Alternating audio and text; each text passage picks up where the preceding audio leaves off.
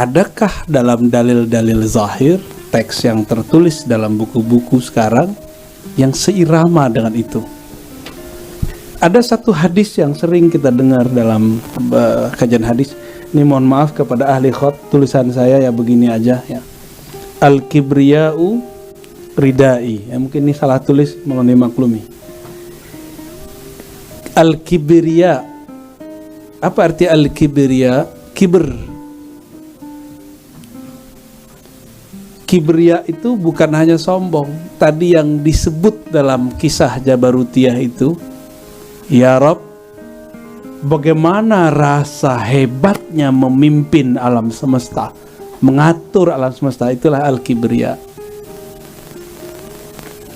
Jadi satu hadis itu kan biasanya ada asbabun nuzulnya, ada asbabul wurudnya. Ini hadis qudsi, berarti juga ada asbabul nuzulnya. Kenapa kalam ini turun dari Allah Subhanahu wa ta'ala? Kalam ini turun dari Allah karena iblis ingin meminjam kibriyanya Allah, kebesaran Allah.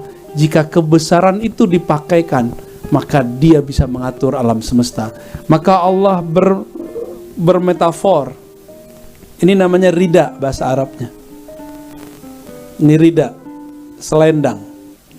Coba kalau saya nggak pakai begini, kurang haibah. Bener, biasa aja kan? Maka kalau khutbah sangat dianjurkan khatib menggunakan ini, bukan pakai jas. Pakai jas bagus, tapi pakai ini. Walaupun harganya murah, tapi pakai.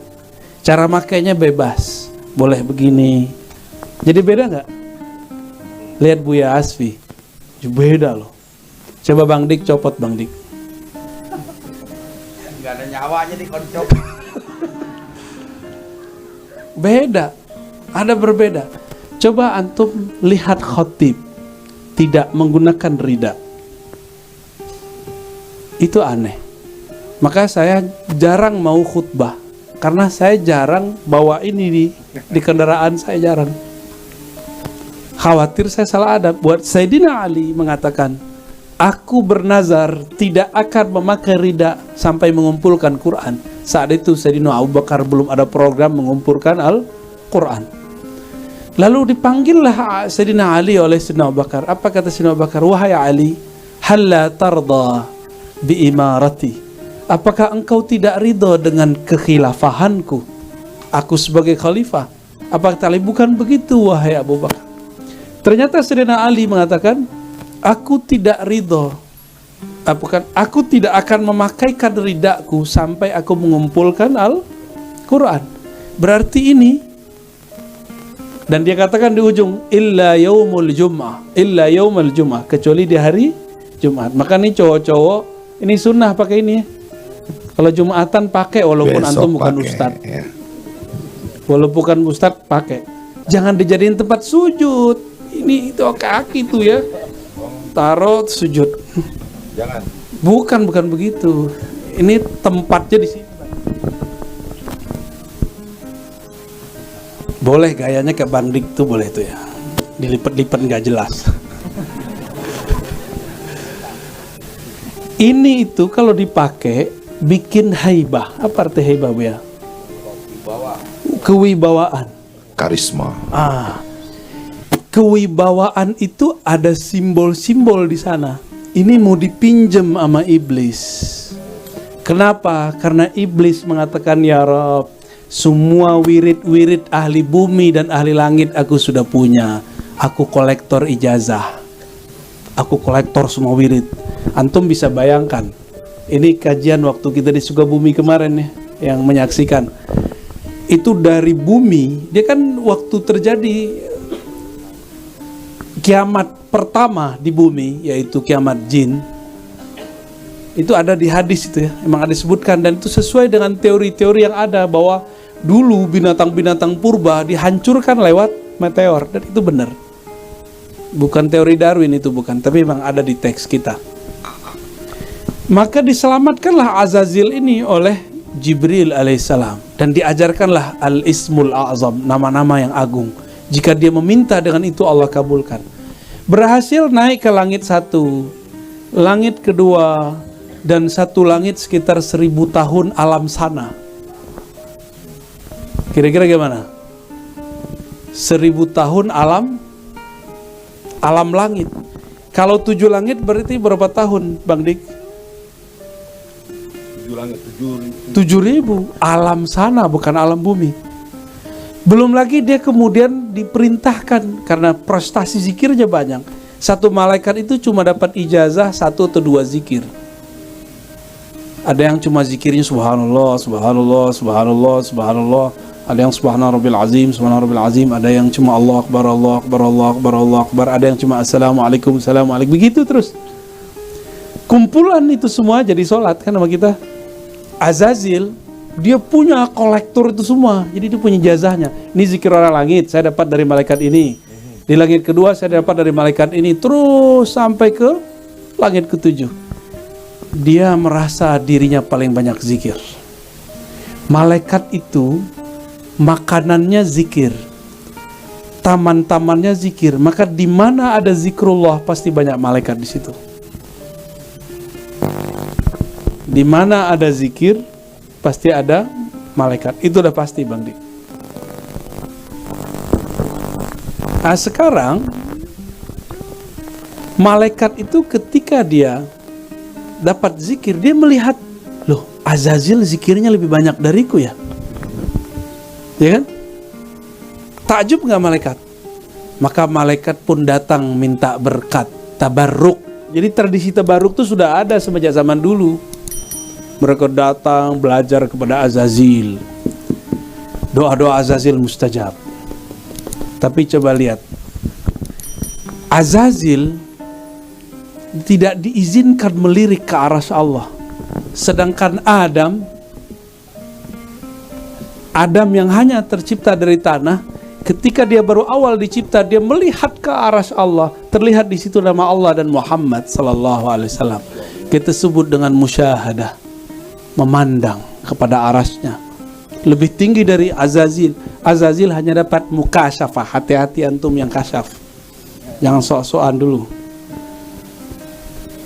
Yang kasyaf terbuka, tersingkap alam langit dan bumi, tersingkap alam jin, tersingkap alam. Tunggu dulu. Nabi Adam gak perlu sama dia itu. Dia yang perlu ketemu Allah. Dia melihat Allah subhanahu wa ta'ala, walaupun cuma namanya di aras. Dan di samping nama Allah ada tulisan Nabi Muhammad. Itulah sejarahnya. Kenapa di masjid ada Allah, ada Muhammad. Itu replika aras. Ada Baitur Rahman di sana. Jadi itu bukan dibuat-buat. Emang dari sononya udah begitu. Bukan berarti Allah setara dengan Muhammad setara. Bukan. Itu bukan ceritanya. Azazil sehebat itu, dia tidak bisa melihat apa yang tertulis setelah nama Allah. Apa yang tertulis nama Allah? Muhammad sallallahu alaihi wasallam. Zikir dia padahal banyak. Jadi antum yang ahli zikir jangan sedang dulu, jangan pede dulu, apalagi kolektor ijazah, ya, kolektor sertifikat kemursidan. Dipampang aja nggak apa-apa, syukur nikmat, tapi jangan bangga-bangga. Kalau antum bangga, maka akan terjadi lagi mursyidnya surga bernama Syekh Azazil. Dia mengkoleksi semua azkar, wirid, tarekat yang ada di bumi dan di langit, dan diizinkan untuk masuk ke surga Allah. Apa yang terjadi? Dia tidak bisa tembus melihat ke aras, gak bisa tembus apalagi kepada Rabbul Ars. Apa yang terjadi sama dia? Karena dulu, maka di Al-Quran lafaznya nyambung sebenarnya Maulana. Aba wastakbara. Ini kita tulis ya tadi. Istakbara itu artinya talabul kibr. talabul kibriya, menuntut, pernah meminta agar dipinjamkan kibr, kebesarannya Allah. Tapi ayat ini tidak pernah ditafsirkan demikian oleh orang-orang ahli terjemah. Hanya dipahami oleh orang-orang yang memahami ilmu hakikat Jabarutiyah. Beda dengan kita Bang Dik yang cuma sampai carut marutiyah. Jadi ini ayatnya nih, surah Al-Baqarah. Aba wastakbara. Istakbara artinya minta, dipinjamkan barang sejenak saja. Bagaimana besarnya, hebatnya Allah mengatur alam semesta. Padahal Azazil baru kolektor ijazah, belum kolektor musyahadah. Nabi Adam tercipta dari tanah, nggak sakti, tidak bersayap. Azazil setiap ibadah di suatu langit tumbuh sayapnya. Maka sayapnya Azazil itu hampir banyak, sama hampir semua jumlahnya itu dengan Sayyidina Jibril. Mirip sekali. Seandainya Azazil ini tidak pernah minta kibriya, dialah yang akan menjadi Rasulus sama yang akan membawa berita-berita langit ke bumi. Namun Jibril zikirnya nggak banyak. Jibril itu dia nggak mandang banyak macam. Dia sebelum melihat nur Nabi Muhammad SAW, dia merindukan yang punya nama. Maka dia berselawat kepada yang punya nama, Sallallahu ala Muhammad. Bernamalah salawat ini salawat Jibril. Itulah yang diabadikan oleh Allah Ta'ala dalam Al-Quran. Innallaha wa malaikatahu yusalluna ala nabi. Ini bukan dongeng Bang Dik, karena ada yang ngomong ini dongeng apa lagi nih. Ini bukan dongeng, ini ayatnya jelas. Sesungguhnya Allah dan para malaikatnya, yaitu Jibril dan tentaranya, mereka berjamaah bersolawat menunggu untuk diizinkan memandang nama Muhammad, Nur Muhammad Sallallahu alaihi wasallam. Berarti ilmunya Jibril di mana tingginya? Ma'rifatu an-nabi sallallahu alaihi wasallam. Karena Nabi Muhammad sudah jadi nabi sebelum Jibril dicipta, yaitu di masa azaliyah. Namanya Ahmad.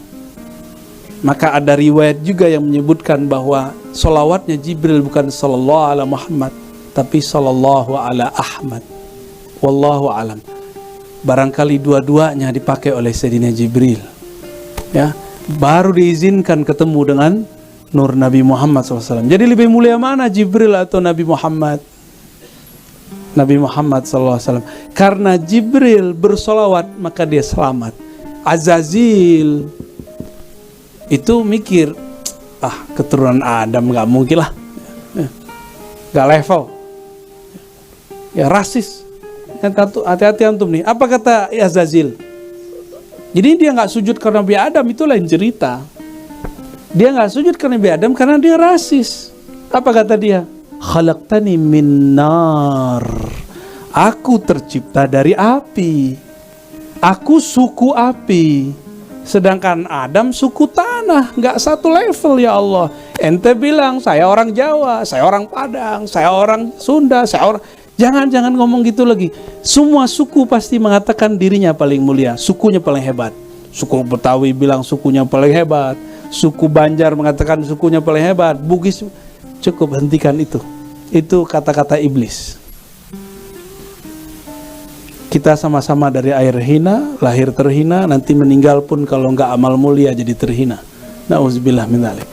Jangan lakukan kesalahan Azazil, ya. Maka berdasarkan ini jadi tidak bertentangan lah pastinya, ya, risalah Jabarutiyah itu dengan risalah-risalah yang sudah kita dapat secara wahyu ataupun secara teks Al-Quran dan Sunnah. Begitu Maulana.